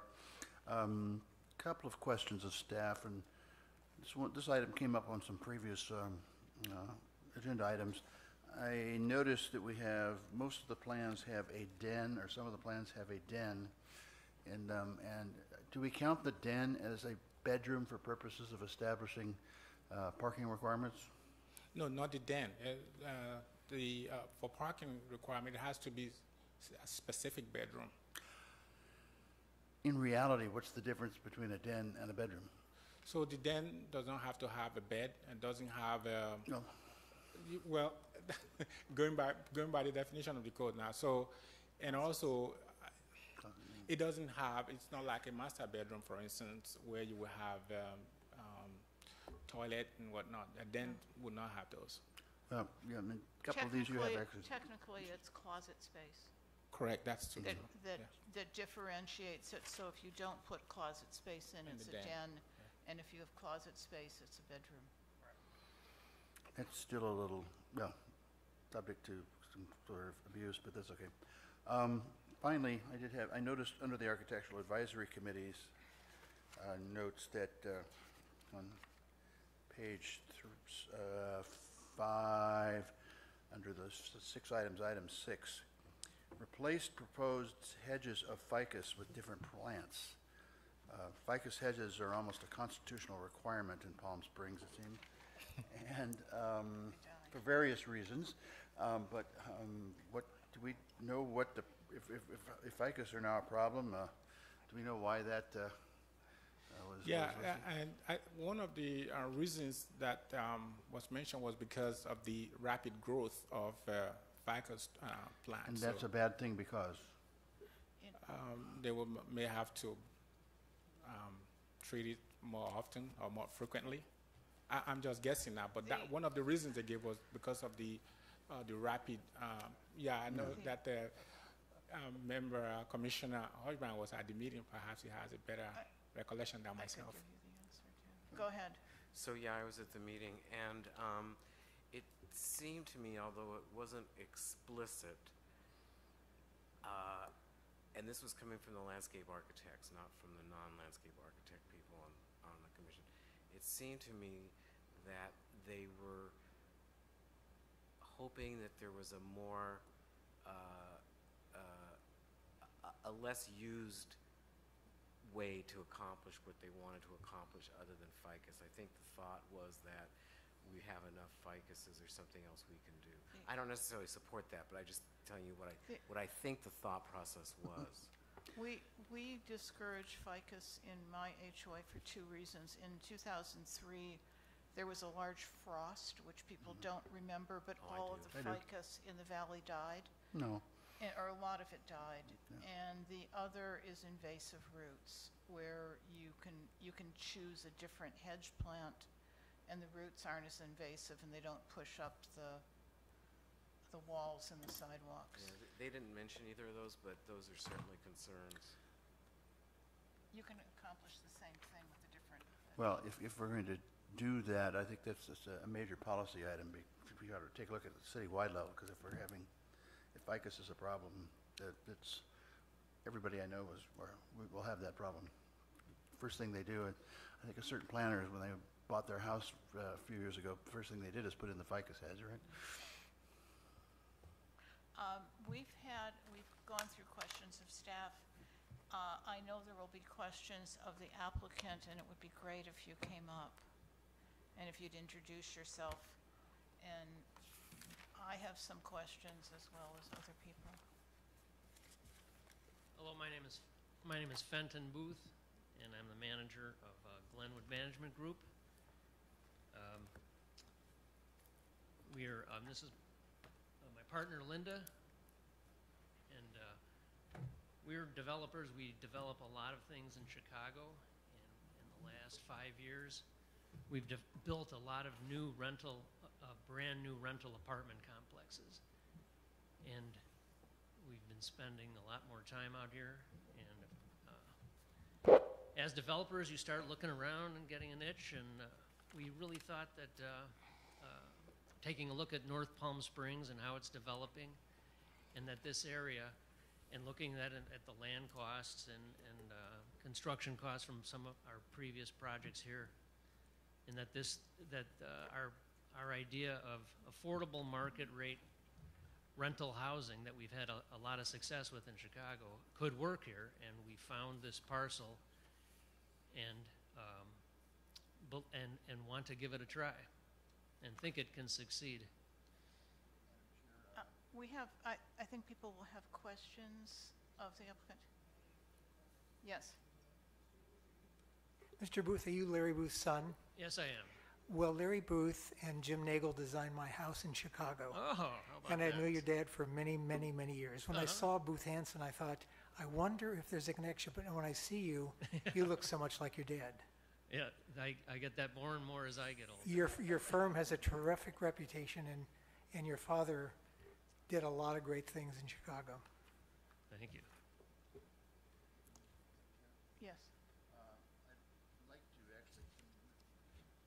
I'd like to actually commend the developer for bringing in a rental housing project with a multifamily rental housing project that with several units that are more than 2 bedrooms that are good for families. We have a real shortage of that being developed in this town, and I'm really, notwithstanding any technical issues we have with the project, I think that's to be commended, and just it's a project type that we need and we're not seeing enough of. I think everyone here agrees with that. Before I ask my questions, are there other people who have questions? Commissioner Hirschbein. You probably sat through the last applicant request for gates, and if you could just clarify, I can see there's no gates for the cars, but is it gated for the pedestrian access to the units? Yeah, well, there's one access into the residential development. We have a gate on it. We don't have plans right now to lock that gate. After hearing the last item, just asking. I know, and knowing the that the north side of Palm Springs is developing, but we're sort of on the edge there, and I don't know if you've driven by the site, but there are a lot of homeless activity around there and living in those empty lots in the area. So I don't know if I'll have to come back for that or what that would entail, but if we have some of these issues. Let me ask the questions, and what we did with the RIV was we actually left the pedestrian gates open, but left room for the applicant to come back in a year in case if there were issues in terms of the lockability of those gates, given the neighborhood. The questions I have, and they're threefold, I think.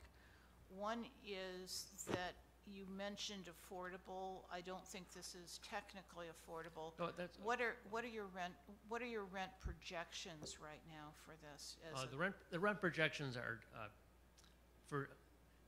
and we consider these townhouse, so two-story, two-bath. I mean, two-story, two-bedroom, two-bath, with a den, and we want to keep it just under $2,000 a month. So we're trying for like $19.90 a month, and that's been in Chicago we are about $1,000 a bedroom is a typical. We may be different here, but who knows? Yeah, I mean, well, that's what. You'll And we've done some research, like at Latitude 33, we've seen in the success that they've had. I mean, they have smaller units, and they're more stacked. They're not a townhouse type. But we think that the townhouse type will attract, hopefully, year-long residents is what we're really after, or certainly, longer term. We really don't have an interest in short-term rental. That the townhouse type design will feel more like a home. That someone would. And there's a couple of other questions I had. One is you mentioned solar, but staff didn't include solar in the conditions. You're planning on putting in full solar, aren't you? Yes, we have a solar over on the carport that's right along Zaniero. So we have a large solar array there that also serves as shading. For the, and so what, do you know, so the solar array is on the carports? Yes. And not on the units themselves? Yes. And so if we conditioned it with the solar array, there wouldn't be a problem for you on the carports? No. Okay. Yeah, we have the solar on the center carport that's facing Zaniero. And then, so it's only on the center carport, and can you maybe on this display, can you point that out to us? Since we can't see that one.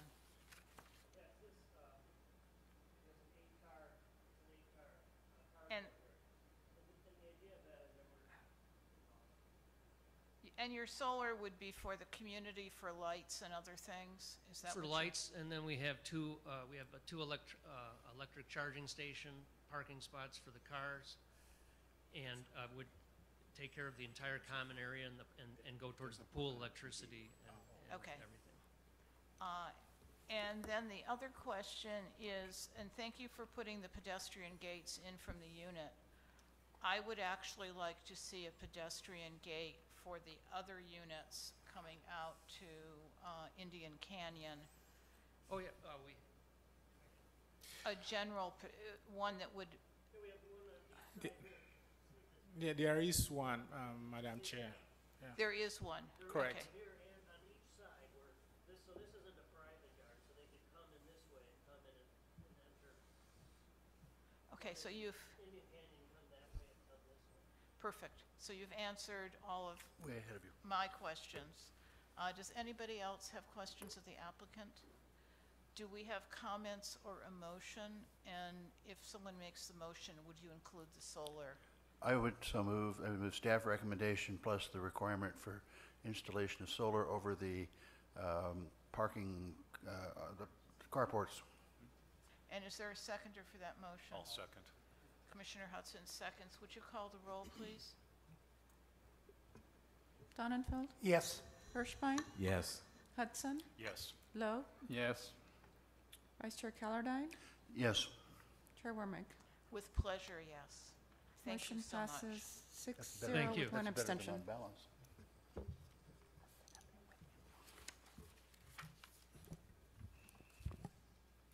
Okay. We are almost through our agenda. Planning Commission reports, requests, and comments. Are there any? Well, just about the subcommittees, have we scheduled those, or? Yes, sir. So I was going to bring that up for discussion today. So we have two items up for subcommittee review: the Dream Hotel and the Seine. So I was wondering, I spoke earlier on to Commissioner Hochbein. I was going to propose Monday, but that wouldn't work. Talk to the chair, that wouldn't work. So thinking about tomorrow, if that would be okay. And that's for the Dream? I will try to see if we can get both of them.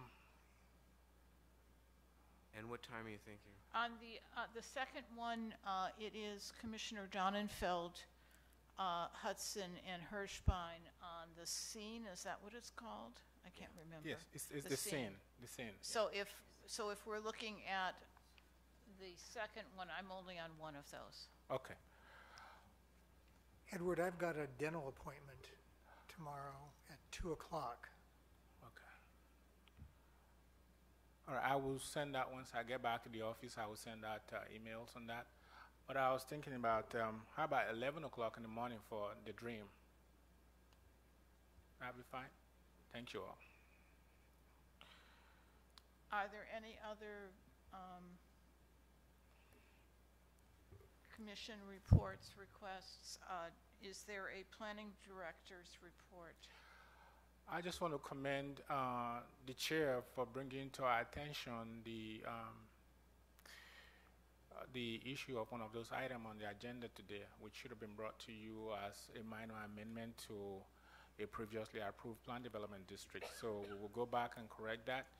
And I listened to the comments from Commissioner Donenfeld. I will, as I said earlier on, meet with the Assistant City Manager to see what kind of relief that we can grant the applicant. And that will be brought back to you the first meeting in September. Thank you. With that, and I wanted to thank Edward for stepping in for Flynn today and doing a really good job. And with that, I'm going to close the Planning Commission and adjourn until what date? That will be September 13, 2017. So, and we're adjourned till September 13th at 1:30. I do, just for people's knowledge, we are going to have a meeting with AAC and the HSPB that will be scheduled for September. I don't believe that'll be scheduled until Flynn gets back, but I'm assuming that. What's the agenda of that? The agenda of that is to make sure that the three bodies work well together and understand the overlap. So that is something that is going to be scheduled. And the other thing, and Flynn will get back to us, will be scheduling the additional 2 interviews or additional interviews with AAC members. For everyone's information, we interviewed 2 members, made 1 appointment of a person with landscape architecture credentials, and we are waiting for 2 more people to interview before we take final action.